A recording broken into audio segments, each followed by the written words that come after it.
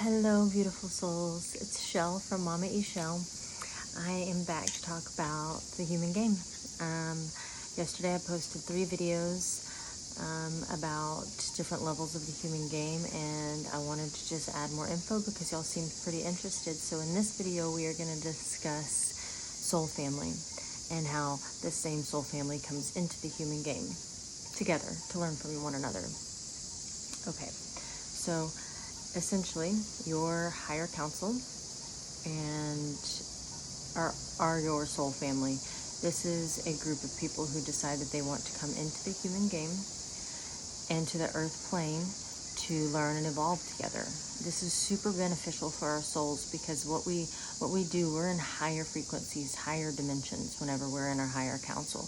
We've already essentially excelled past this level of frequency or this dimension. Okay, so what we do is we decide to come down into a lower frequency, into the 3D, 4D, 5D frequency.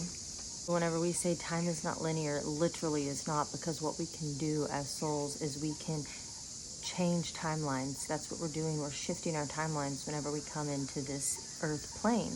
So anyway, our soul family, this is the family that you have currently. Let's say 99% of soul existence in the human avatar right now, you have been in this soul family maybe from the beginning of your human experience. And the reason why we do this is because we're learning from one another. So what we do is we switch roles every lifetime. So for instance, your mother in this lifetime has been your sister, has been your lover, has been your aunt, has been your best friend. You catch my drift here. This is why we have such karma with our family, with our earth family, because the only way to create karma is to participate in the earth plane experience, the earth plane university. Karma does not exist in higher dimensions where we live with our higher council, with our higher self, because karma is only for the human game, for the earth existence, because we needed a moral compass to determine it's essentially like the judge of the game. The more lower frequency karma you make, the more challenging that your next lifetime is going to be, and the harder it is to raise up out of these lower frequencies. So let me help you understand. Let's go with 2 different collectives. One lower frequency collective, one higher frequency collective. The goal is to raise up out of the lower frequency collective, to unplug from all of the distractions that the game creates for us. Everything that's the matrix system, that's the Babylon system, all of that are distractions to keep us from evolving. They are purposely there to challenge us in this human game.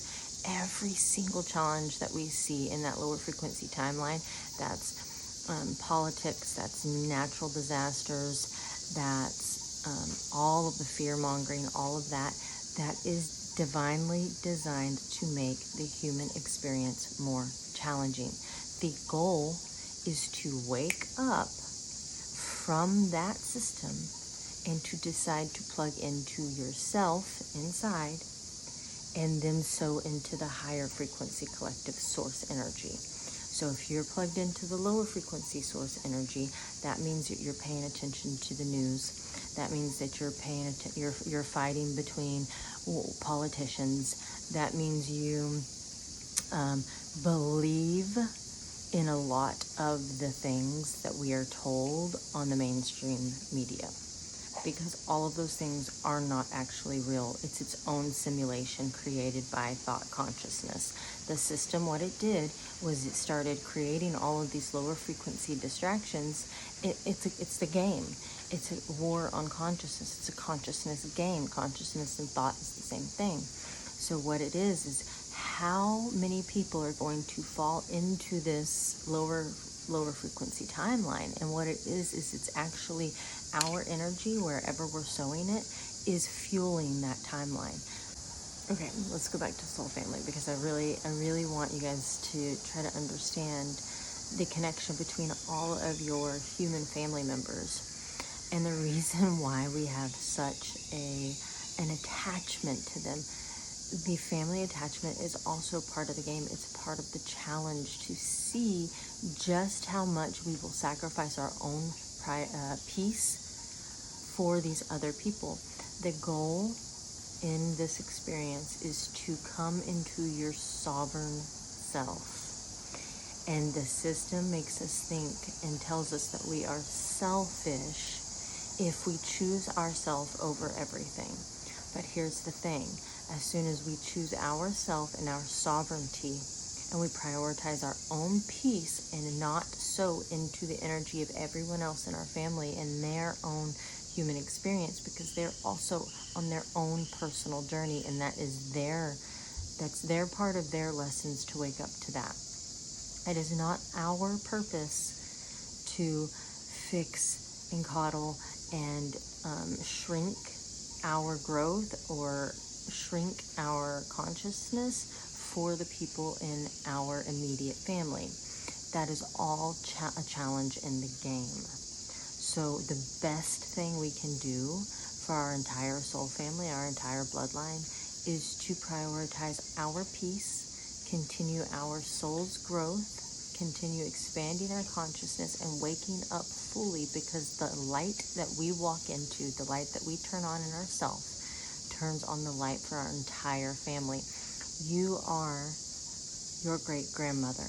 You are your great-grandfather. You are your great-aunt who died. You are all of these people because we continue to come into the same bloodlining, meaning if your great-grandmother suffered immensely in some way in her timeline, in her lifetime, you are her. So you have that same suffering. So what that means, because time is not linear, that if you go inside and you choose in this lifetime to clear that karma by feeling and healing your generational trauma, then that karma drops out of your reality.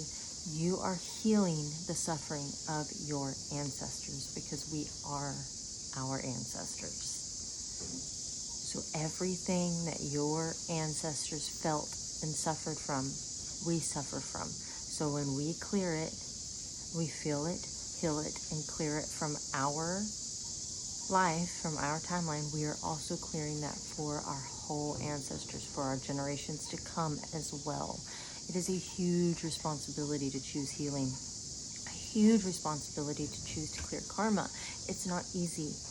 That's why only the strongest, most courageous souls will decide to do this deep healing in this lifetime. This is why I created this village, this healing village, because you can come here and we can do this work together. I will guide you through the entire thing so that you're not alone, so you don't have to do it on your own.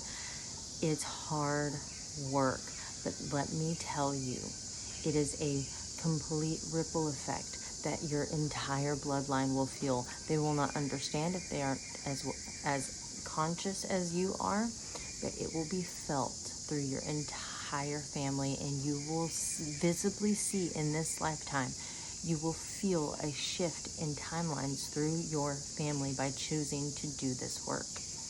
It is so intense, but it is so worth it.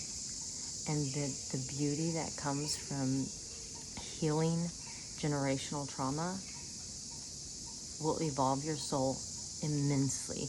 You will raise your frequency so much and expand your consciousness so much, you would not believe the difference it makes in your life.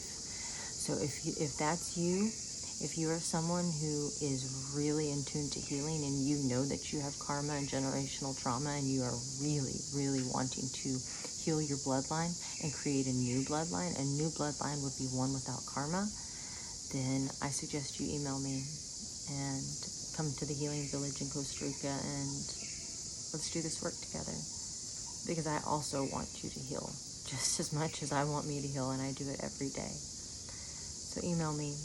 Actually, you can use my link tree in my bio, and it has applications and PDFs on what I offer here at Casa de Seva. I love you guys. Ciao.